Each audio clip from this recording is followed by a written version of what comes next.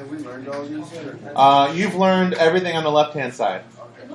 The first 6, 1, 2, 3, 4, 5, 6, those are the addition formulas. Then we learned double angle. Notice sine and cosine of 2 theta are not on here because you need to know those. And then you do have your half angle formulas here. Everything on the right today. This is called product to sum and sum to product. To know which is which, it's really pretty straightforward. On the left-hand side, what does this represent? A product, because you're multiplying the sine of an angle with the sine of another angle. So this is a product to sum, because now you're writing it as a sum on the other side. Does that make sense?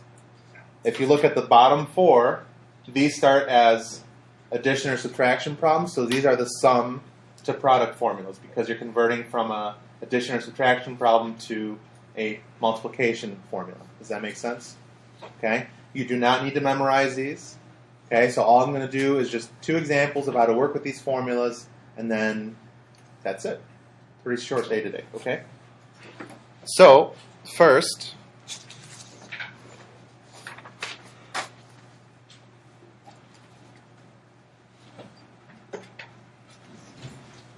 I guess we should title this 9-3 product to sum and sum to product.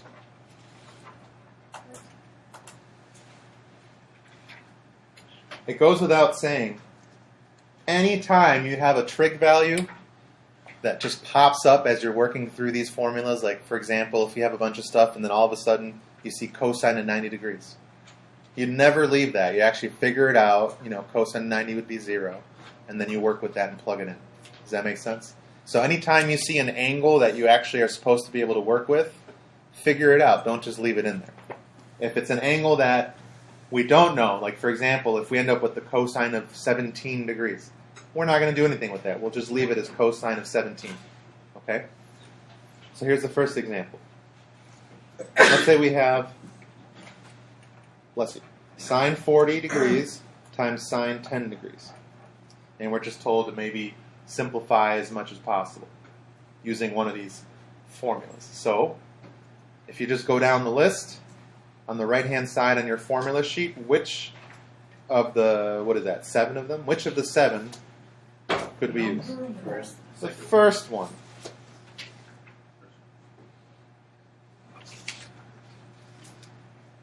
Okay, so we're just using this formula right here, which tells me that I can write this as what? 1/2 times the quantity of cosine of, it is 30, but I'm going to write it as first 40 minus 10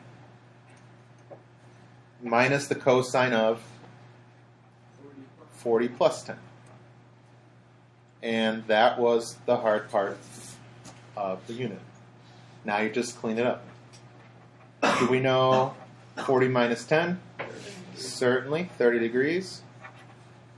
40 plus 10 is 50. And now we reach a point where we have the final angles. Can I figure out cosine 30? Yes. Yes, you can. What is the cosine of 30 degrees? 3 over 2. Very good. Can I figure out cosine 50? No, so we leave it. Okay, so then the final answer, if you distribute the 1/2, would be root 3 over 4 minus 1/2 cosine of 50 degrees. If you could split up the angle, would you want us to just do another formula? Like if this was 75 or something, could you? No. She asked a very good question. Do you guys know what she's talking about? Yeah. Like if we see this angle can be split up using the addition formulas, answer is going to be no. Okay, so for this unit, stick with one or the other. So if it's a problem where you're using addition formulas, that's the only formula you got to use. That's it. If it's a product to sum, you use that formula only and just work with that. So you never have to worry about bringing another formula in or anything like that. Okay? This makes sense, you guys? Yeah. Okay. Last example.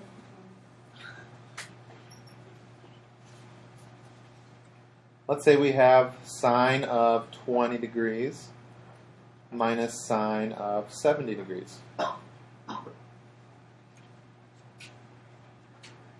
Which formula? 1 through 7. Fifth one down has sine of an angle minus the sine of a different angle. Looks like that's what we got here. So let's fill it out. So it's just going to become 2 times the cosine of 20 plus 70 degrees all over 2 times sine of 20 minus 70, very good, over 2. And that was the hard part. Now we just clean it up. 20 plus 70 over 2 is 45. 20 minus 70 is negative 50. Negative 50 divided by 2 is negative 25. Do I know cosine 45? What is it? Thank you. The sine of negative 25, we do not know, but here's what I can tell you. You are never going to leave a negative inside of a trig function. So now you have to think back to right at the end of last term. Do you remember what happens if there's a negative inside of sine? So what we can do, you just pull the negative out.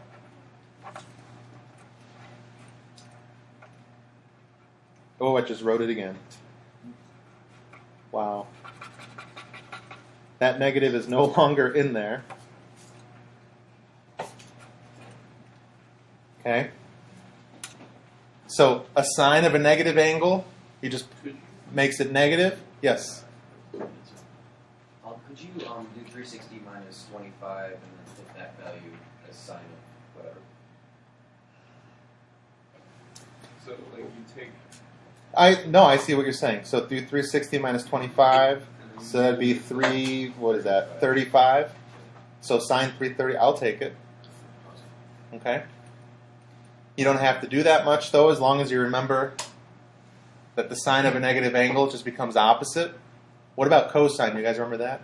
Stays the same. Cosine stays the same. So if this had cosine negative 25, you would just get rid of it because it's cosine. Does that make sense? Yes, sir. All right. Final step, cancel out the 2 divided by 2 here. So it's negative 2 sine. Nope, messed that up again.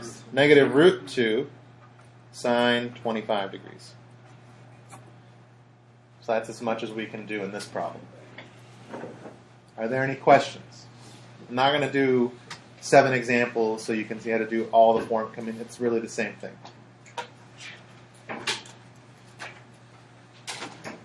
All right, so you have about a half an hour, if not a little more,